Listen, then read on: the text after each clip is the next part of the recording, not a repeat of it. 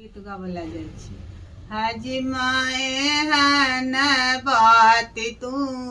बजले कोना, हाजी माए हन बात तू बजले कोना, तू त बजले बउआ मौसी मंगले कोना, हमू देबौ त देबौ तू रखबे कोना, हमू देबौ त देबौ तू रखबे कोना, तू त बउआ के मौसी के रोज रोज बेटी पालल जेबिन कोना, हाजी माए हन बात तू बजले कोना, तू बजले त बजले बउआ दीदी मंगले कोना, बउआ दीदी देबौ त देबौ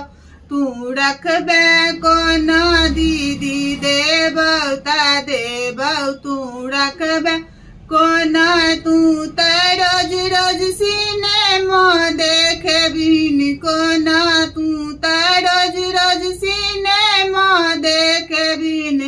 कोना, हाजी माए हन बात तू बजले कोना, तू त बउआ के मामी तू मंगले कोना, हमू देबौ त देबौ तू रखबे कोन,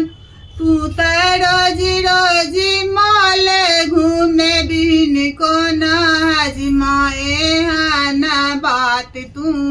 बजले कोना, तू त रोज रोज मॉल घूमे बिन कोना, हाजी माए हन बात तू बजले कोना, तू त बजले तू मंगले कोना।